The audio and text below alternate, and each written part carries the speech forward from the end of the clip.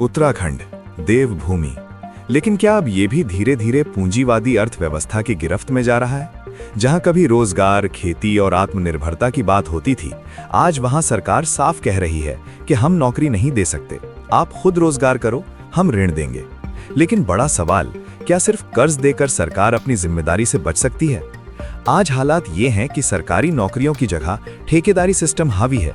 टेंडरों के जरिए नौकरियां प्राइवेट कंपनियों को सौंप दी गई हैं और युवा स्थायी रोजगार की जगह ठेका मजदूरी में उलझता जा रहा है।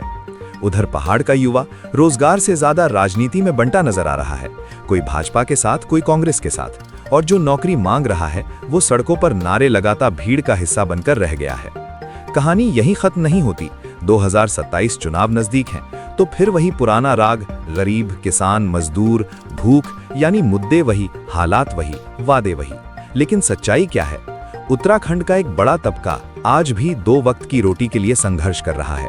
दिहाड़ी मजदूरों की जिंदगी बैलगाड़ी से भी धीमी रफ्तार में चल रही है। विकास के दावे हैं, लेकिन जमीन पर तस्वीर कुछ और ही है। सरकार की सबसे बड़ी ढाल मुफ्त राशन, 5 किलो अनाज।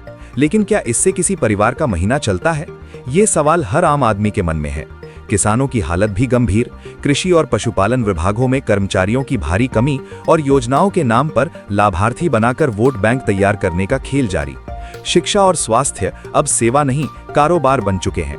सरकारी स्कूलों का बजट घट रहा है, प्राइवेट स्कूल करोड़ों कमा रहे हैं। सरकारी अस्पताल कमजोर, प्राइवेट अस्पतालों में इलाज आम आदमी की पहुंच से बाहर। और सबसे बड़ा सवाल, क्या अब देश और उत्तराखंड में हर जरूरत मुनाफे का जरिया बन चुकी है? जहां शिक्षा बिक रही है, इलाज बिक रहा है, घर बनाना और बेचना सबसे बड़ा धंधा बन चुका है। गरीबी के नाम पर राजनीति, योजनाओं के नाम पर निर्भरता और विकास के नाम पर मुनाफा। यही है आज के उत्तराखंड की सच्चाई।